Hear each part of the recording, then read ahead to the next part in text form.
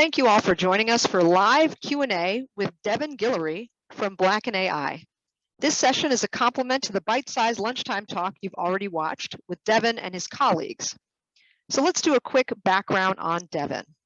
Devin Guillory is a director of Black and AI and is currently a computer science PhD student, like a lot of you, at the University of California, Berkeley, focusing on computer vision and machine learning. His past research in the overlapping fields of computer vision, natural language processing, and information retrieval has led to publications and presentations at prestigious AI conferences such as KDD and RSS. His current research is focused on problems involving learning with less labels and improving out-of-distribution model performance. Prior to his time at UC Berkeley, Guillory was a staff data scientist at Etsy, working with machine learning systems for their search, recommendation, and advertising products. So since some of you are just being exposed to Black and AI for the first time, let me tell you a little bit about them as well. So Black and AI is a place for sharing ideas, fostering collaborations, and discussing initiatives to increase the presence of Black people in the field of artificial intelligence. Black and AI envisions a thriving end-to-end ecosystem, sustainably allocating Black talent to the development of AI through engaging with students, researchers, and entrepreneurs. Since its founding in 2017, Black and AI has increased the number of Black people participating in major AI conferences globally by orders of magnitude through advocacy, financial aid, and workshops.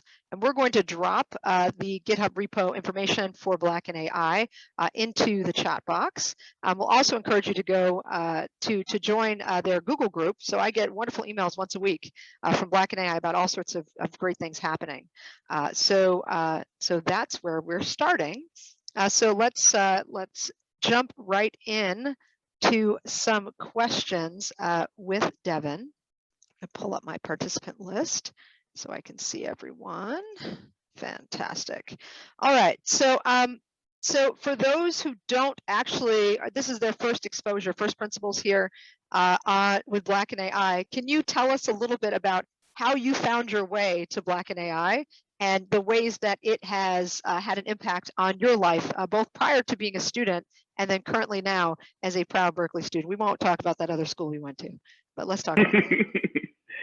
Yeah, so found my way into Black and AI, or, Black and AI came to be, really through a need, right? We have gone to a lot of these different AI conferences, and we're extremely underrepresented. I'd never been to a conference where we had double-digit people, and these conferences range from 2,000 to 10,000 people in attendance. And so it really initiated through, kind of just an email list, like, hey, these are some people who we've met along the way. We should get to know each other. Maybe we could get together and do lunch at some point. And so our first unofficial meeting was actually 2016, like 4 of us grabbed lunch out here in Menlo Park. And kind of from there, everyone kept reaching out to more and more people, like, hey, you should join, you should get on this list. Like, I know this person from this other place. And it started to really grow organically. And so in 2017 is when, we started, okay, let's make it a Google group. Let's make a Facebook group. Let's start reaching out internationally and getting more and more people involved. At a certain point, it was like, hey, we'd love to see everyone in person. Maybe we should just pick a conference and we all show up there, as opposed to, everyone just going to the conferences, which more naturally align with their research areas. And, we decided if we're going to do that, we might as well make it a workshop, and maybe we could present some research. And so I think things just started growing from there. Like, what are the barriers to getting more people here? Can we raise funds and provide travel grants and, figure out the ways to do this in the most impactful manner? And I think that's how we started, and that's kind of the same impetus which we still work with, like identifying other areas where we can, impact change, right? One of the other things that started around the same time was this real informal system towards helping our members get into grad school. At that time, I was, deciding leaving industry and applying to grad school. Reddit had started hosting sessions in which you talk about the the process for Cornell. She introduced me to some professors at her institution, and read over my application, sent it to other people, and we kind of a lot of these things started as informal processes, which we really developed out, right? Like now the academic program is this really robust system in which we have hundreds of mentors. We've worked with large numbers of people who are applying to grad school. We're looking towards the next steps, right? Oh, there are issues with funding. Can we help pay for GREs? Can we help pay for applications? What barriers can we identify, and how can we knock them down? We started, as I said, like with one conference. Like now, let's reach out and let's try to develop a presence in all the conferences in which we naturally have members. Even if it's informal, like, hey, let's just get a lunch and build these networks. Maybe we could fund a lunch session and or connect sponsors who can fund the lunch session and things like that. I don't know. I tend to ramble. I may have. No, that was great. That was fantastic. Yeah. No, we don't mind rambling. So let's stay with collaboration. You seem to be be very knowledgeable on the sort of the collaborative elements, I imagine, along with a lot of others, the collaborative elements of Black in AI's journey. And I know in this space, we're not highly populated with computer scientists. I think we have a couple in the room. There's some mostly social scientists, sociologists. There's some linguists in here, people in journalism. And I think all of us, like a lot of the world, are becoming more aware of algorithmic bias and the ways that AI, especially as Black people, can touch our lives. And I'm wondering how you recommend, or if you could give us an example of how this has, how collaboration has emerged, or how conversations have cropped up in communities outside of computer science. So I think I joked with you all, I'd love to have you, a room set up at ASA, the American Sociological Association, for Black in AI. And I'm wondering if you could give us some examples, or talk to us about what's been done to broaden beyond computer science. Yeah, that's a good question. And that was one of our kind of initial conversations, right? On like, okay, we're saying Black in AI, and to be honest, I still don't have a great working definition of what constitutes AI. AI is this, I view it as like this nebulous aspiration as opposed to like a distinct technical discipline. And so like, who are we for? What is our membership for? And I think one of the things we decided to be very intentional about is to have a very broad view of what encompasses AI. And so even from kind of our first workshops, like we've, some of our keynote speakers have been artists working in AI. We haven't shied away from, trying to be more inclusive to, non-CS, non-computational sciences, right? Like there are a bunch of different perspectives on what makes AI. I'm personally, and, some of our membership is personally very concerned with the data collection processes, right? And computer science doesn't have a good history of that, right? A lot of other disciplines have done a lot better at, kind of better understanding the world in which we build our simulations in computer science from. And I think like as a field, we need to do a lot better at including and inviting people in from different disciplines, like, and not colonizing different disciplines. But yeah, so I think that's something that we're trying to do. I don't think we have any presences at, like you said, sociological conferences. We've, tried to invite people to the more CS ones, but I think that that's a valid thing that we should really consider. Where would be a space for us to support or build better connections with communities or research communities with different traditions. So let's stay with the American Sociological Association, because there are definitely lots of us in this room. So if we wanted to have a Black in AI presence at ASA, or to build a bridge to Black in AI, what might you recommend we do? Is there a person we should contact? Is there a process? What do you, and excuse me if I'm having you riff and hypothesize here, but I obviously have a plan here. So I'm hoping you'll help me with it. Yeah, no, that's a good question.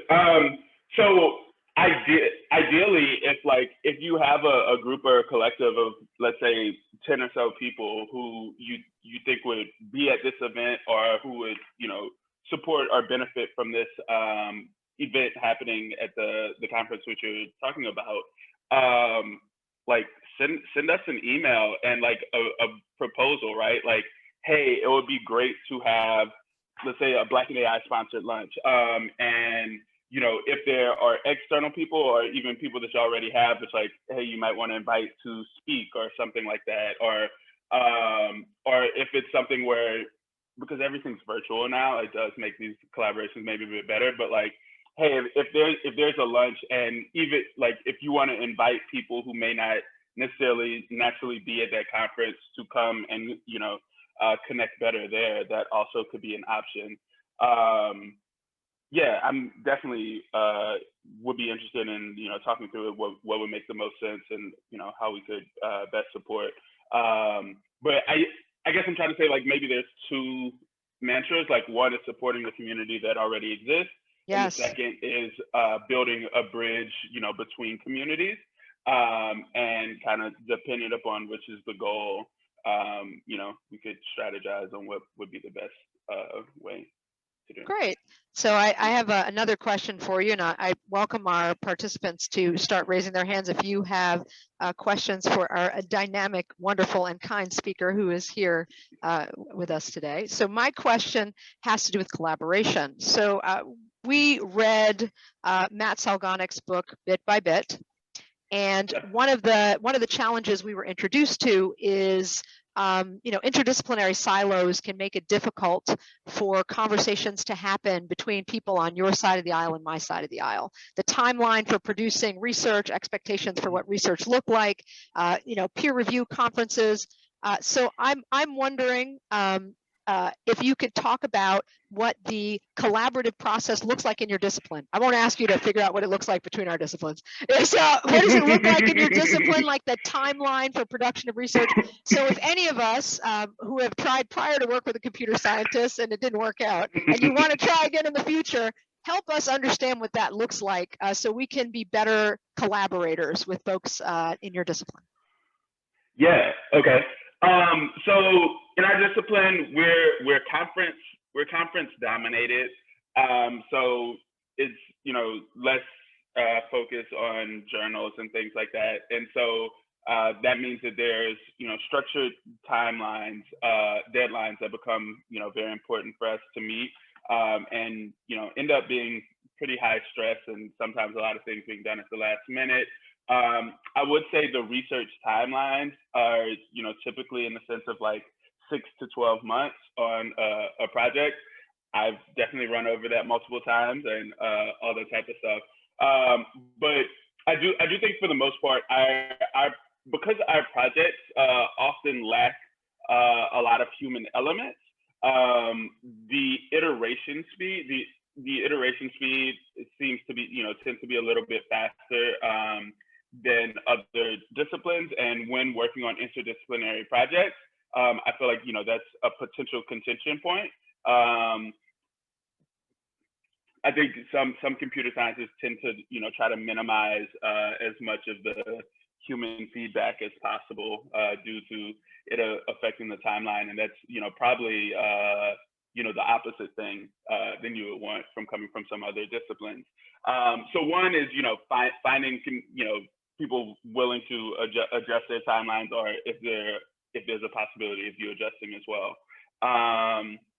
What else did I mention? Collaboration. I don't know, teams on projects, I'd say probably average around 5 people,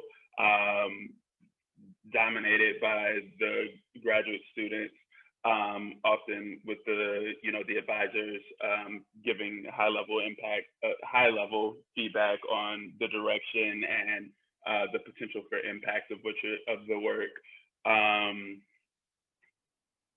Are there any other maybe specific questions that I could answer? I feel like that was great. I've got a follow up, and then Max, I'm going to introduce Maxine, who has a question for you. So I know one of the differences I encountered in trying to collaborate with a computer scientist was the different ways that we looked at and approached the IRB process. So the human interaction. So I think the bar for social scientists for human interaction is a little bit different. So I'd love to know or have you talk a little bit about how that looks in computer science versus, I won't say versus us because you're in computer sciences. So how does that look in computer science? And then Maxine will ask you a question next. Yeah. So like myself, I haven't gone through an IRB process yet, right? I know other members of my lab have. I think a lot of times we fluctuate between like, development of algorithm and, developing algorithms in which we assume we have some already pre-collected data set. And so like one member of the community embarks on the task of like helping collect the data and going through the IRB process and all these other protocols. And then this data set lives on for years, maybe decades, in which all these other scientists follow up on. Within the computer science community, at least historically, data set collection has been devalued, right? The works in this, they may not be cited as much, or even if they're cited, it's a struggle for, that type of work to lead to you getting the next prestigious job and stuff like that. And so I think people like regretfully take on things when they do the IRB process or when they're going through human interaction, human data collection and stuff like that. So I think one, computer scientists will probably just be less familiar with whatever the process is, and also maybe a bit hesitant to fully engage just because of the stigma, I guess is maybe the word I'm trying to say. But the historical relationship that we've had with data set collection and evaluation. Thank you. We're trying to change, but it is a slow process. Maxine, go ahead and join us and ask your question. Hi, Devin. Thank you for being here. So a little bit of background, I'm a speech language pathologist and a linguist. And in the field of speech pathology, it's 92% white. And so we have a couple of different groups who are working on improving diversity in the field and reducing barriers to education. And so you answered a lot of questions I had about sort of networking and getting people to know about Black and AI and attracting members. I'm really interested in how you attract funding for your members to reduce some of the cost barriers for things like GRE, graduate school applications, things like that. Really want to learn from you how we can apply, that to our. Yeah. Yeah, it's required, but I'm a candid person. So I mean, one of the things I do think AI has had a very flush funding environment for a very long time,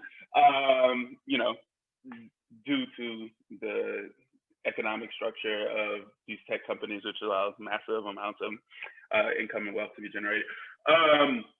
But yeah, so how are we generating funding to sustain them? So I think one, it really started through interpersonal relationships with funders, right? Like because we have people at some of these high impact companies and stuff like that, and really just a small number of them, heard about what we were doing, got excited about it, and were able to, push their organizations towards support.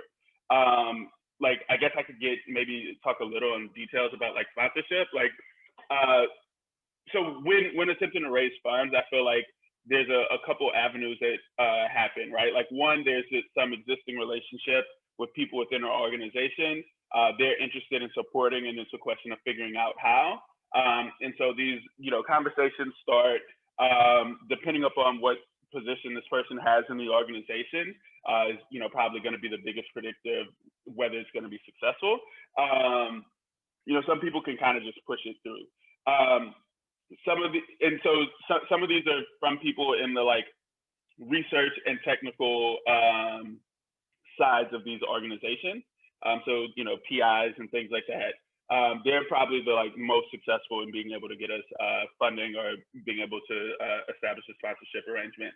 Others, come from like the HR departments and the diversity departments, and those conversations tend to delve a little bit deeper into the details, right? Like sometimes, like, what exactly are we getting out of this funding? Where's the sponsorship? Where's that name going to be put? How many potential candidates to recruit can we get from your group?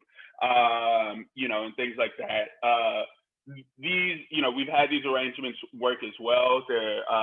They don't go through quite as smoothly as kind of coming from the technical side or stuff like that.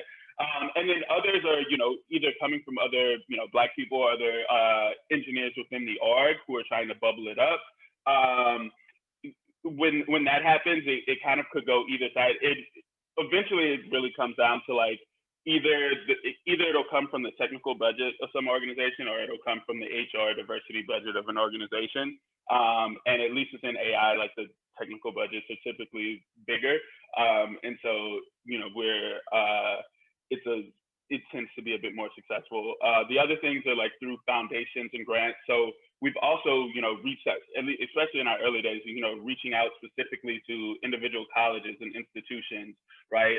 Some of our earliest funding or sponsorships through these were like, hey, we want you to be a sponsor, we want you to support.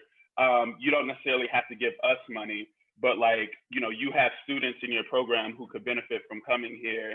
Can you pay for them to attend these things?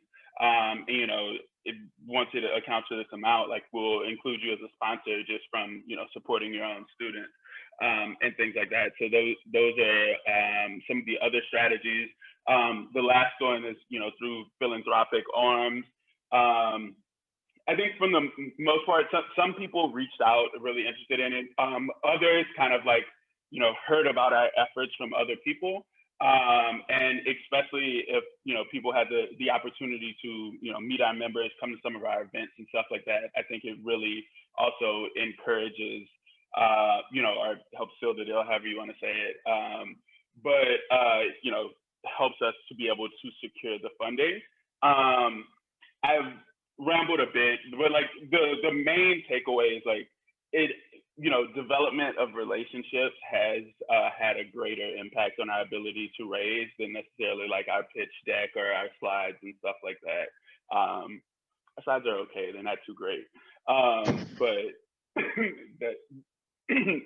those are the majority of the mechanisms to raising. Others, we also have crowd raised from the community and, kind of accepted PayPal donations or other things from just, members of the community who might want to support. Yeah. So while Yandu turns on her camera, I will just say every time, I'm going to edit out every time you say ramble, because you're just dropping knowledge here.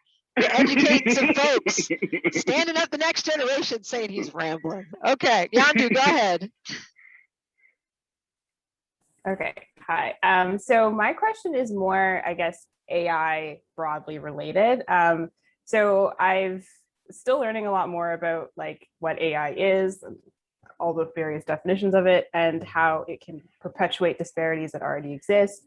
The few documentaries and things that I've watched on it have talked about, or have included people that don't have as much of a tech background, and they talk about how the algorithm, like we don't know what the algorithm's doing. It just like, they talk about it like it's like a wild animal and it just took off, and now we don't know like what it's doing and how it's affecting like the decisions that are coming out. And it just makes me think like, should we be first changing this narrative? Like, is the onus on the people writing these algorithms, and like, I guess the training sets, the data sets, the weightings that they're doing to create these algorithms? So my question is, one, what does that actually mean? Are these algorithms really some like wild animal that takes off? You don't actually know what it's doing. And then two, do you think maybe changing the narrative will help us in better solving, approaching racial disparities and this intersection with algorithms? Yeah, okay. Yeah, it's a really good question. I'm gonna try to speak slowly and not say as many. So I'd separate what you said into two parts. One part being on interpretability, explainability, how well do we really understand what's happening with the algorithm? And the second part being on accountability. What happens when these algorithms break? What happens when things go wrong? They're very related, right? Like sometimes saying it's uninterpretable is a mechanism for avoiding accountability. Like, hey, we don't know exactly what happened. We can't really tell what happened. But I view them as slightly separate concerns.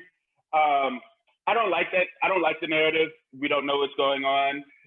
Yes, you know, it's in the same way of we don't know what's really going on with our computers right now, right? Like if, yes, there's so many processes running in the background. It's so large, it's so complex that like we can't hold it all in our head at a single moment in time. But we know how it works, right? Like, and if we really want to dig into it, if we really need to debug, we can keep going and get a much better understanding of what's happening, what caused this glitch, what's caused this security failure, and things like that. And so, you know, it's a mix. There's a little truth to it, and some of it's a bit of exaggeration. I prefer to think of our machine learning algorithms in terms of like what objective are they solving, right? And like that's the area where we have a tremendous amount of control. It's always some approximation for the real problem we want to solve. And a lot of the errors which we'll talk about in these systems is related to, you know, errors in the objective, errors in how exactly we're solving the problem that we're trying to solve. And the other component is accountability. I'm of the viewpoint, if you build it, you should be accountable for it, right? If I put code out and it breaks, if it takes down the website, it takes down whatever, that's on me and I should figure out how to fix it. And I feel the same, we should have that same onus as machine learning researchers, engineers, people building AI systems. And I believe that that is something that people will fight tooth and nail against. Part of the reasons why it's so profitable of an enterprise is because you can do one thing, you can release it, you can reap all the positive benefits of it, and you can not take responsibility for any of the negative aspects, and kind of keep going in that way. So yeah, I push back to both aspects of that narrative, and pretty aggressively, but All right, I have another question for you. So there are a lot of us in this space who are trying to figure out our next research project. Some of us, all of our participants are deeply in the process of meeting and mixing and talking right now to figure out what they're going to work on the rest of the week. So to help with inspiring them, I love asking this question. What are the green shoots? So if you imagine you got a little garden and there's some flowers and they're just starting to poke their heads out of the soil. So I'm wondering what in your field is super cutting edge right now. What are the areas that are interesting to you that maybe our social scientists might be interested in exploring as they think of a next project? So what are the green shoots in your field? What are the things that, as one of my advisors used to say, set your hair on fire, Devin? Yeah, that's a good question. I'm pausing. So I'm trying to take a step back from my current research, but like the areas I'm really excited about are like these questions of generalization. How do we build systems which work better in new environments as things change? Can we get a better understanding of how this happens? There's a lot of intersection with like understanding causality and like what are the reasons that systems are behaving in these certain ways? What are the reasons they're identifying they're identifying these trends, these patterns, and how can we make sure that these are rooted in what we know to be realistic causes, what we know to be realistic components. I'll be honest, my research at the moment may not play very well with being intersectional. Not completely true, but yes. I don't know if I have great green shoots. So I think causality, fairness, and maybe the other issue, which is causality, fairness, and the intersection of systems. actually, okay, I will go with that as my green shoot. We do not spend nearly enough time understanding how our machine learning systems, which are deployed and scale in tremendous amount of places, you know, interact, shift, change, and like, you know, what effects they have on society, on the world around it, right? Like we, you know, I mentioned kind of the flaws of how computer science research is done. We prefer to think about things in isolation as much as possible, you know, because it's easier and allows us to work faster. And so we shy away from understanding how, you know, how systems interact. What is the interplay between these things? One, I think this is, you know, something that sociology, you know, has a much better perspective on, you know, how technology impacts society, like, you know, kind of how these things go back and forth. And I think really understanding that from a systemic level, from, you know, studying the entire systems, like how are these objective, how are these design decisions, how do they feed back into the world, and like, you know, what becomes the new equilibrium and stuff like that, I think are extremely green areas. I'll shout out a related paper that probably explains at least a little of what I'm talking about better than me, but it's like called Performative Prediction. It's from a Berkeley group, but it focuses on like, hey, we don't know what happens when we take these models, put them out in the world, and like it now affects the world. And like, can we get a better understanding of it? This is a mathematical treatment of it. But I think that there's, you know, there are ways to look at it from other perspectives as well. Thank you. Roshan, why don't you go ahead and ask your question?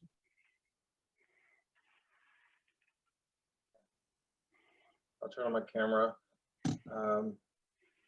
Thank you, Devin, for being here. I'm not sure if this is in your wheelhouse, but I'm thinking about like AI and sports, and in particular, I'm thinking about sports that have been traditionally not inclusive and not involve like Black people. So thinking about, in particular, like tennis and like the role that Black players play in that space and their so thinking about like stats and the implementation of line calling, which was kind of, it's always been available, but it was at this match that Serena Williams played at the US Open, where she was being unfairly line called by basically it was human error.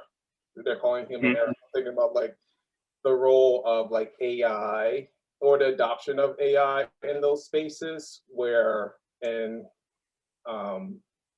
it seems that like those spaces are slower to adopt more so than say like football or basketball or team sports, and like which are like a lot more Black bodies are in those spaces.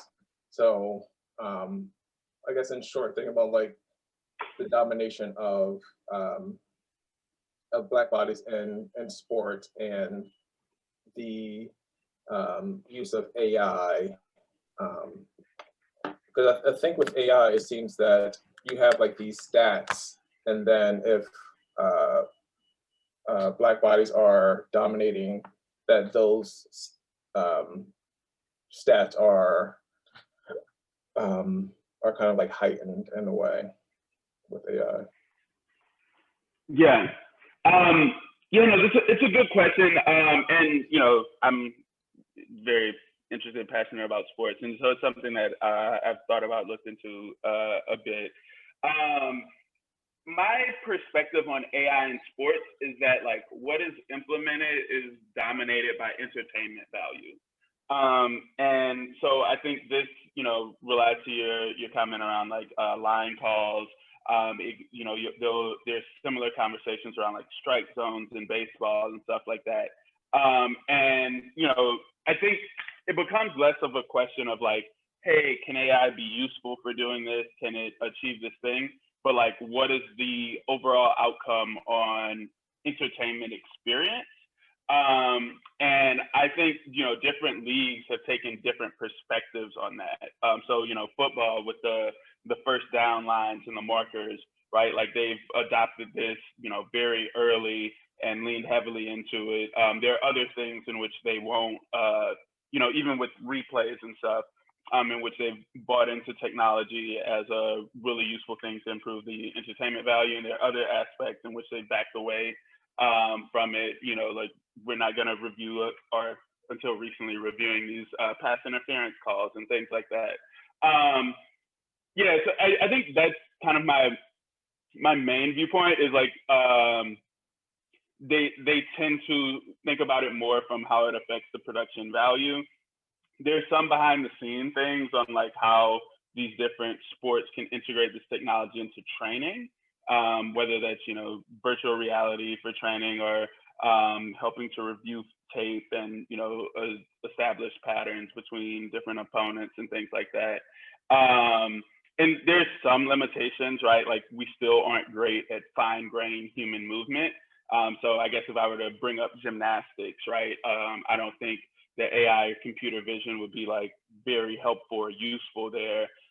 We're not great at like aligning the human body really well to detect fine-grained things, and it's why human judges exist there.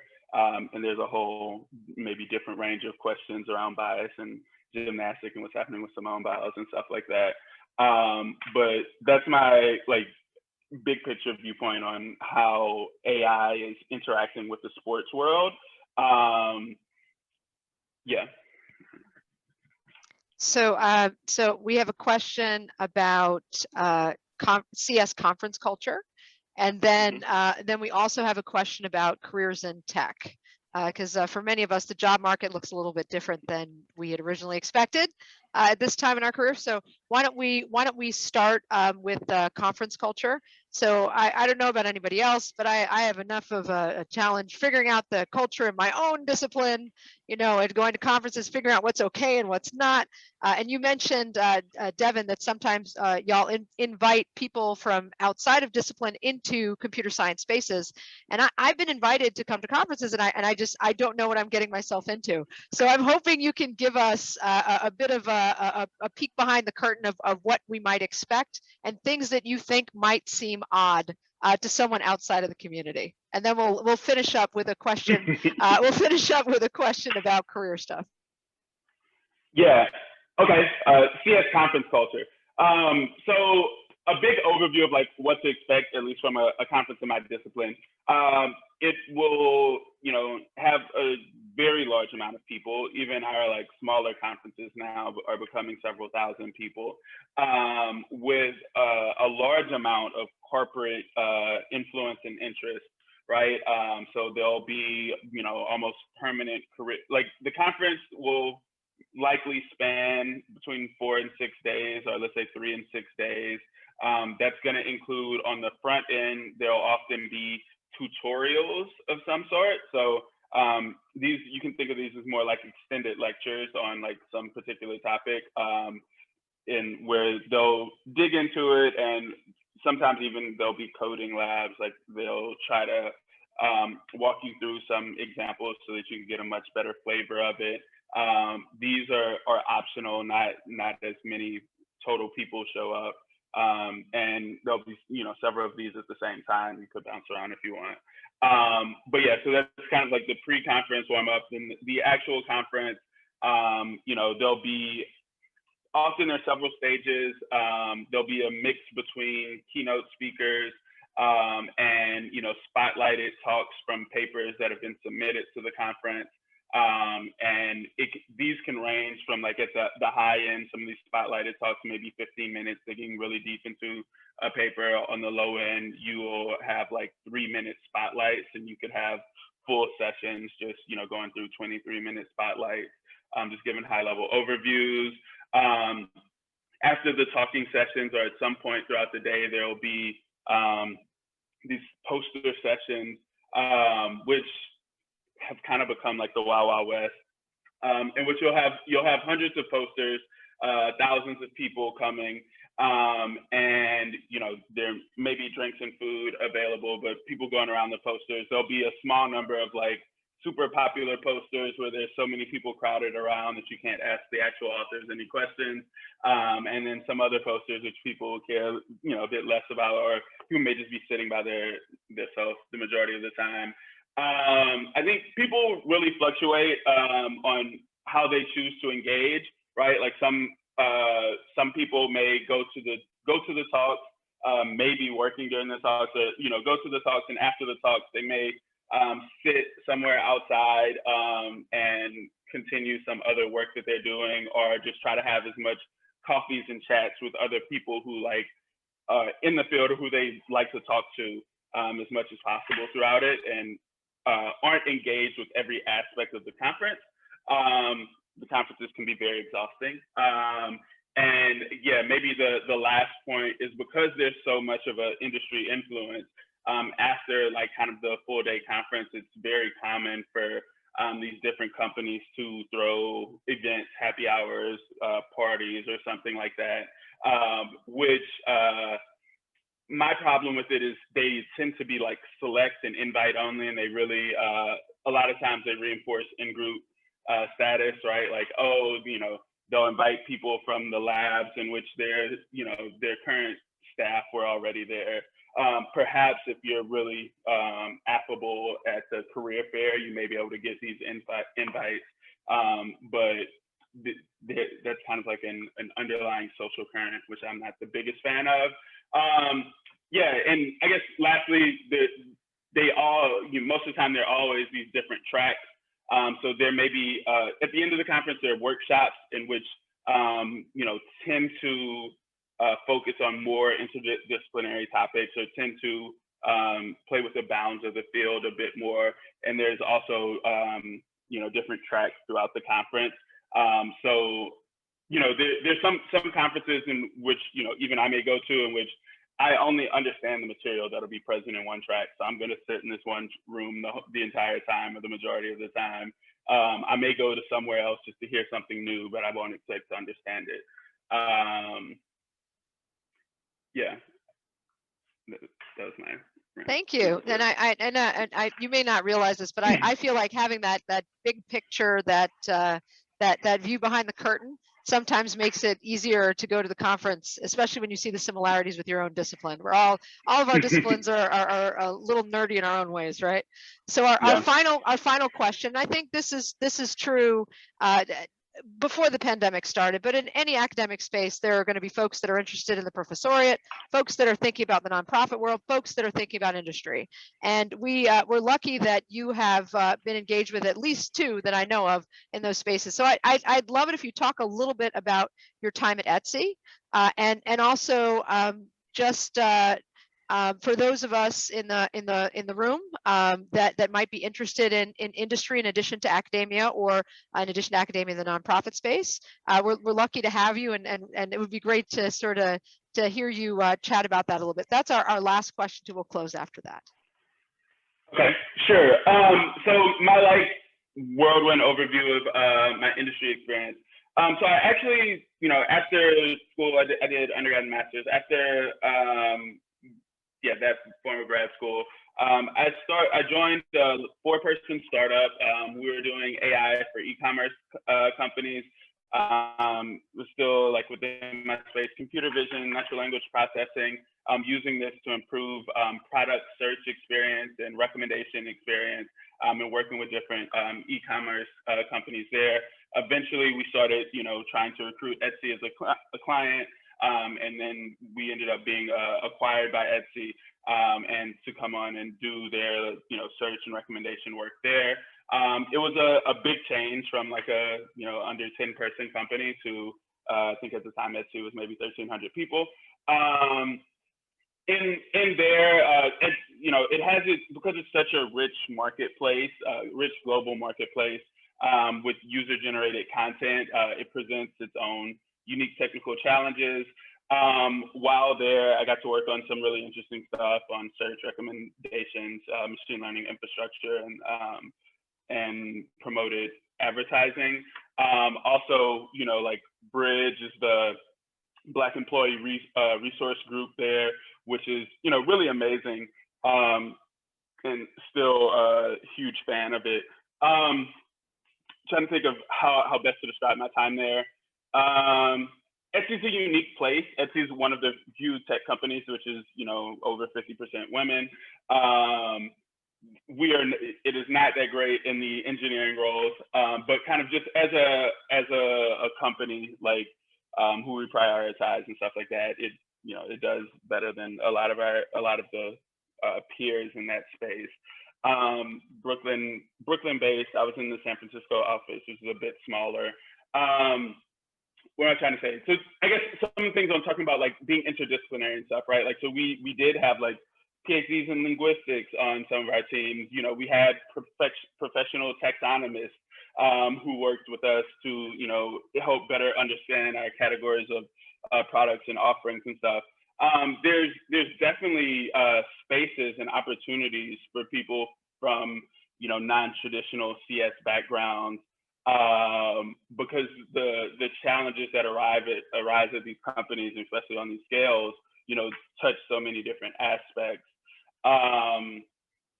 Yeah, I'm happy to dig in detail if there's any other kind of aspects, like we could talk about what the process on interviewing people has been like, or like, you know, what all the problems that we have in hiring pipelines. You know, I think one of the things we tried to do is minimize the in-person referral type scenario, because it's one of those engines which produces more and more people similar to you, which a lot of times hurts diversity efforts. And what has been like the buy-in of leadership on these things. Yeah, I have a lot of thoughts. I could be more focused if that's helpful. Yeah. You are, again, dropping knowledge. So while you're dropping things, can you put your email address in the chat box in case anyone wants to follow up with you? So I want to make sure we properly thank Devin. The Black in AI has done a Herculean lift for us during all this. So as you all know, we have Timnit Gebru who's speaking at as our keynote, and Black in AI said, I think it was 4 or 5 people from your board came. So they represent the largest investment in this event, besides money and location, of any organization involved. So I want to take a moment and thank Devin for that, personally, since you're the one who's here. And you know, and we weren't sure we were going to have somebody come for questions, and you know, this isn't a small thing. So I really do appreciate you, Devin. I know I rip on where, you know, that other school you went to, but I did Stanford. But I do really appreciate you, and thank you so much for coming. So thank you all for watching. For more information on SICSS-Howard Mathematica, visit our website, follow us on social media, and join our email list.